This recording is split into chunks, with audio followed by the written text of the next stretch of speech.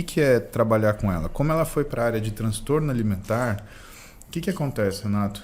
Cuida de uma demanda que era muito difícil para mim, porque eu tinha paciente que vinha por conta de dieta restritiva e não necessariamente atleta, gente que achava que dieta era passar fome e que desenvolvia transtorno alimentar. E transtorno alimentar na nutrição é uma coisa séria, mata a gente, né? Por exemplo, bulimia, anorexia. Isso é coisa que a pessoa morre, cara. Isso é uma realidade latente, irmão? Porra. Porque a gente vê isso uma coisa assim meio de filme, né? Aquela modelo anoréxica, aquela modelo bulêmica, mas isso é muito mais comum do que a gente imagina. Pessoas que comem e vomitam, ou pessoas que literalmente passam fome ao ponto de ficar pele e osso. Não, você quer ver uma coisa? A gente atende, por exemplo, a Roberta, ela tem uma paciente que ela é insatisfeita com o físico, ela tem um transtorno alimentar e ela, sem querer, ela ensina uma resposta bulêmica pro filho.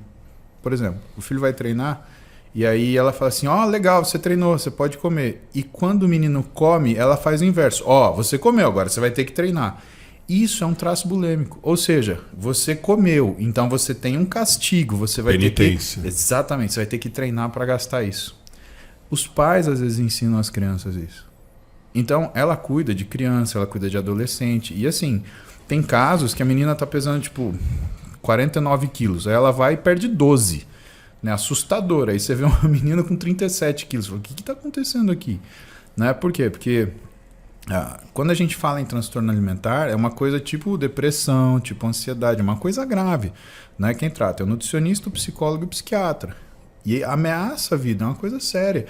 E o transtorno, ele é um desvio do raciocínio. Então, quanto mais a pessoa ela vai desenvolvendo dentro do transtorno, mais ela vai desenvolvendo formas de manifestá-lo. Cara, ela tem paciente que, por exemplo, come 60 Trident por dia. A pessoa chupa 60 chicletes por dia. Ela sai com 5, 6 pacotes de Trident no bolso e ela vai enfiando um Trident na boca atrás do outro para nível de ansiedade. Não, e para enganar a fome. Porque a pessoa só pensa em comida, o que ela vai comer depois, o que ela vai fazer. Cara, é assustador, é um negócio que você vê o sofrimento da pessoa, porque a relação dela com o alimento, a relação dela com o exercício também é patológica, porque o exercício não é o exercício, é a possibilidade de purgar a caloria do alimento. Isso é uma coisa que eu atendia e que, assim, eu tinha que direcionar para um profissional especializado, só que, cara, isso 5 anos atrás já era uma coisa muito difícil, muito pouca gente trabalhava com isso. Né? Ou você mandava esse paciente para um bullying, ou você não tinha quem atendesse. Aí teve toda essa modificação, essa abordagem de nutrição comportamental. E a Roberta, quando ela se formou, a primeira coisa que ela fez foi assim, aonde que são os caras bons que atendem isso? É na Austrália. Pegou um avião, foi para a Austrália, passou 10 dias lá, fez a especialização dela lá, o aprimoramento dela. Cara, ela voltou voando, tanto que ela com 2, 3 anos de formada, ela tá com o mestrado terminando, já engatou o doutorado e ela não tem horário na agenda. E é uma coisa que é justamente undermined, ela é subdiagnosticada. Por quê? O paciente que tem transtorno, ele pede a dieta. Ele não quer necessariamente emagrecer, ele quer a dieta. E no transtorno alimentar, o que eu entendo do que ela faz é que o nutricionista, ele resgata a relação normal da pessoa com o alimento. Então essa coisa de necessitar de comida, eu preciso, ou ter sintomas, né? Transtorno de comer noturno, respostas bulêmicas, binges, cara, tudo isso é uma forma patológica de reação ao alimento. E por isso que você precisa dessa equipe multidisciplinar. Por quê? Porque o nutricionista ele usa como ferramenta o alimento. O psicólogo traz o que é a forma mental. E o psiquiatra, quando existe, né? E a maioria das vezes existe uma doença subjacente, um TAG, um transtorno de ansiedade generalizado, uma depressão, um transtorno de eixo 2, um transtorno bipolar, alguma coisa do gênero, ele normalmente está associado com um transtorno alimentar junto. Entendi. E aí a coisa fica dificílima de tratar, né? E essa dificuldade no tratamento, esse tipo de problema, está mais entre jovens ou adultos?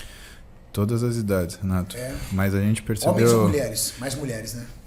Eu precisaria perguntar para a Roberta, porque eu realmente não sei estatisticamente. Agora, ela atende muita gente jovem, sabe? Faixa de idade entre... Adolescente.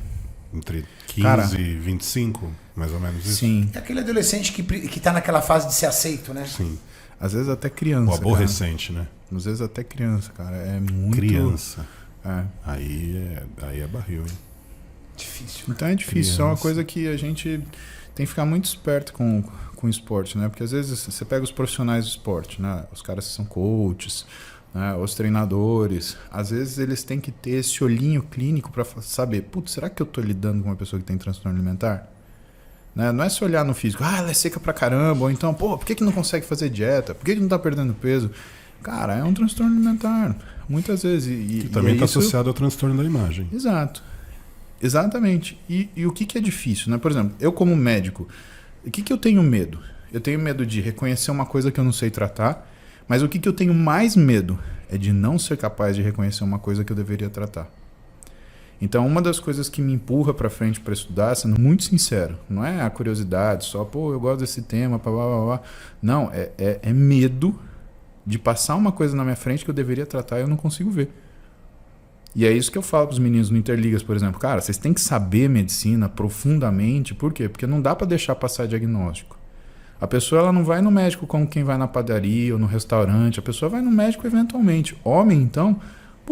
Então se você é médico do esporte, por exemplo, e você está com uma pessoa que não vai no médico há 5 anos, há 7 anos...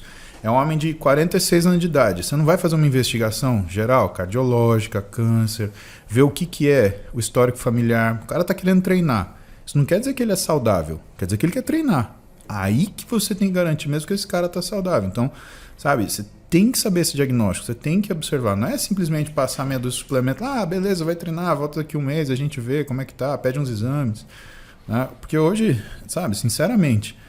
Às vezes eu olho para a situação que a gente vê, o que o pessoal fala? É dieta restritiva, implante hormonal e treino, sei lá, XYZ. É umas coisas que, cara, não é isso medicina esportiva. Protocolizado demais. Não, é um copiar e colar para todo mundo. Né?